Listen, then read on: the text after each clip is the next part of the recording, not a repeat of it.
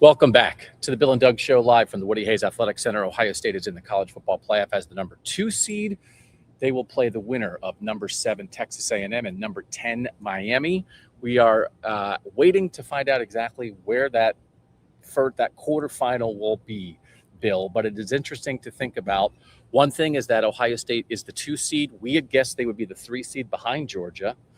But now when you look at it, Indiana will go to the Rose Bowl as the Big Ten champ. The other 3 possibilities are the Sugar Bowl, the Orange Bowl, and the Cotton Bowl. If they're in the Cotton Bowl, they would have a chance to play number 7 seed Texas A&M in Texas in the Cotton Bowl.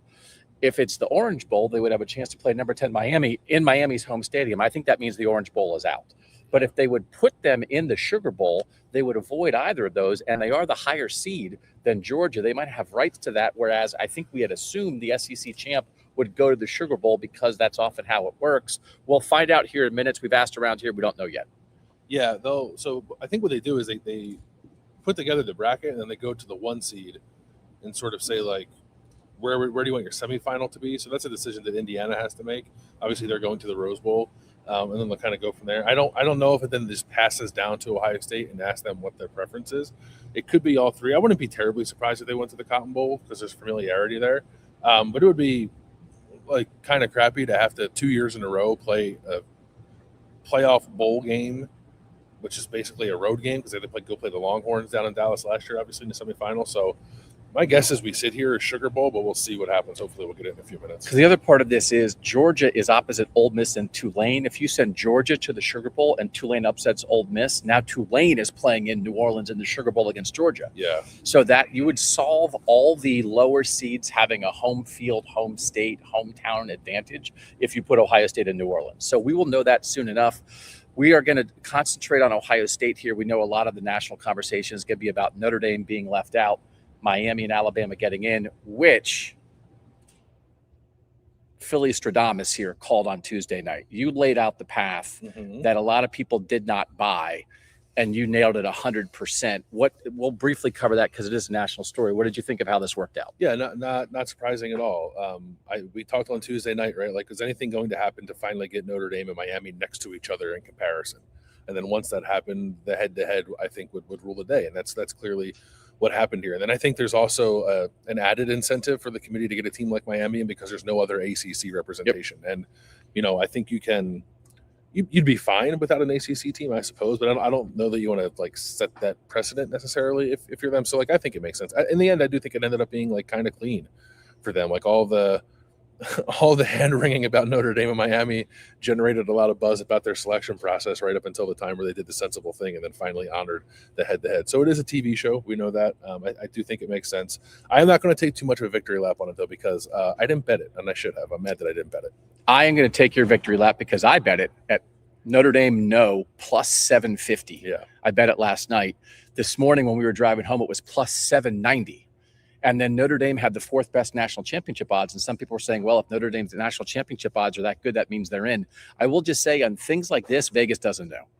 A lot of other times people think Vegas is a magic crystal ball. And on this stuff, it's not, because they read the committee worse than the college football experts, like Philly Billy here. $3 bet at plus 750. I'm going to buy him a triple dipper and we'll make up for it. This idea, Bill, of what we are now facing with Ohio State, if Ohio State had been the 3 seed as we expected, they'd be opposite Ole Miss, Tulane. Ole Miss without its head coach, Tulane as a G5 team. Instead, they are opposite Texas A&M, who was one of the 3 remaining undefeateds with Indiana and Ohio State for most of the year until the last week of the regular season, as their 7, or a talented, angry, back from the dead, disrespected NFL guys on the defensive line, a veteran quarterback, whatever you think of Carson Beck, a dynamic freshman receiver. Miami, I do think, has talent. Sure. And this is we were going through a lot of paths on our Substack this morning with people. If Ohio State's the 2, if Ohio State's the 3, as it turns out, they're the 2. And there are people in the YouTube chat, and I don't disagree, saying there's no reason to be scared of Texas A&M and Miami with what Ohio State is. Yeah. But this path for the 2 is actually harder than the path for the 3. I think that's right. Although I did see somebody in our Substack chat sort of throw this alternative, devil's advocate viewpoint out. If Ohio State were matched up against Ole Miss, Tulane, you're probably getting a pretty fresh Ole Miss right? Like Ole Miss kicked the crap out of Tulane. Who's to say they won't do it again? And if they just kind of breeze through that first round game, would you rather play that team or two pretty good teams, Miami and Texas A&M, that in theory are going to have to like have a bit of a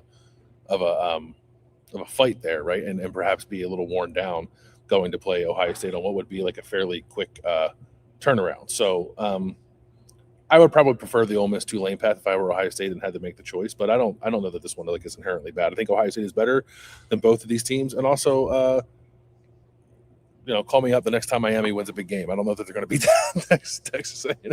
They beat Notre Dame. Yeah, barely. Can you hold my mic for a second? Because Pat Murphy just walked through our shot. Yeah. I'm going to go yell at him. Okay. Hey, Pat. He's going to go yell at somebody again. It's called back. I'm just kidding. We love Pat Murphy. This is quite a path. We've talked about a lot, paths for Ohio State, what this could look like, what you are potentially looking at here. Who do you if your gut check right now, Miami or Texas A&M, who are you taking? A&M. I'm taking Miami. The opportunity here of Miami first round, 0-2 national championship rematch, Georgia second round. Here we go. Cotton Bowl. Cotton Bowl. Okay. Cotton Bowl to the Fiesta Bowl. Cotton to Fiesta.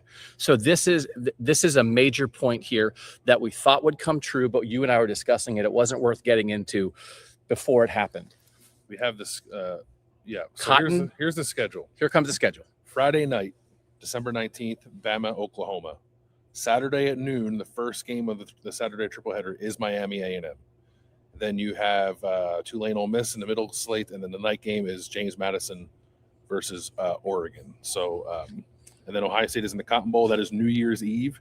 That is the lone New Year's Eve bowl game, 7:30 Eastern time, New Year's Eve. And with the winner going to the Fiesta Bowl on January 8th. Anything interesting ever happened for Ohio State on New Year's Eve before? So Sure. what you are looking at here potentially is a Miami Georgia rematch of the infamous semifinal, and then a rematch with Indiana potentially in the national title game that just beat Ohio State. But what is important here, Indiana for the semifinals got the choice, Atlanta or Fiesta Bowl.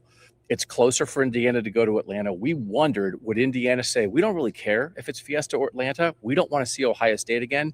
We want to make Ohio State play Georgia in Atlanta. Mm-hmm. If it was 51-49, would that push it?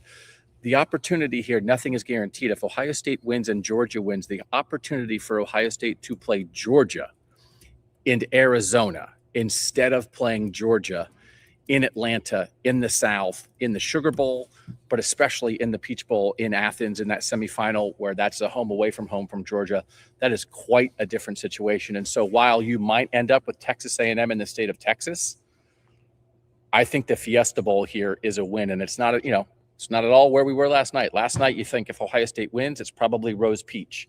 Instead, it winds up being Cotton Fiesta. But in terms of that kind of thing, that's not a bad path. It's not a bad path, but now you're rooting for Miami now. You want Miami to win.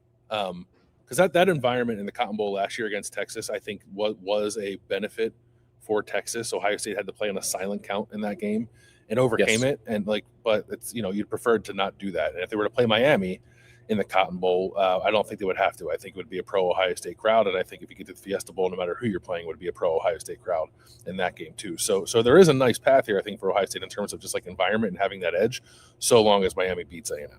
And listen, people are angry about having to play Texas A&M in the state of Texas. As long as we're allowing the bowls to be, what are we doing here? We're getting called back in for a Ryan Day press conference soon. Okay. As long as we are dealing with bowl situations and it's warm weather bowls, this is going to keep happening. As long as they don't change things and decide, hey, let's have semifinals in Minnesota or Detroit or some northern indoor stadiums. Why not? Why does it have to be bowls? You're going to bump up against these situations. What do you think, Chief Content Officer Bill Landis? Should we go into the Ryan Day news conference and come back with folks? Let's go 5 more minutes and we'll wrap up at 1 o'clock. We'll wrap up at 1 o'clock. And then do we want to do another one or just see folks tomorrow? Maybe see people tomorrow. Okay. So we're giving you what we know. I think I'm not surprised it worked out this way. I actually think for everybody involved, Notre Dame, I thought was a live team and had a chance to do some stuff. I think for everybody who's not Notre Dame not being in the field, I would have loved to see Notre Dame in the field. I think they're one of the 5 best teams in the country right now. Mm-hmm. They did it to themselves that they're not in. You took a good team out. And I do think this path for Ohio State as a 2 is potentially more difficult than a 3, but I don't think there's anything that you see here for Ohio State and think, whoop, they can't handle that. I think if just kind of like surveying the field, like watching the game last night and thinking about if I were Ohio State, who would I least like to play or who would I like to put off the longest facing? I think clearly Indiana is one of them based off how last night went. And then the other one is Texas Tech. And those teams are going to take care of each other. So one of them will be eliminated and you won't have to see the other one until the national title game if you get there. So Georgia's good. It's not the Georgia defense of old. Miami has Ruben Bain and Texas A&M is also good, but I don't know that I hate those matchups as much as I would have worried about the one against Texas Tech. Okay.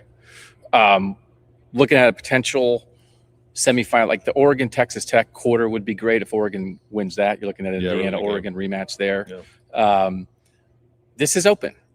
Ohio State was the national title favorite this morning. I'm assuming they remain that national title favorite now.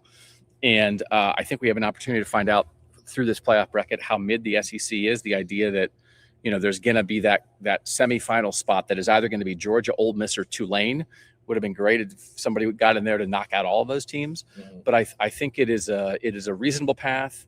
It is a fair path. And again, like if Ohio State had won, would you have what Indiana is looking at in that 8-9 game, Oklahoma, Alabama?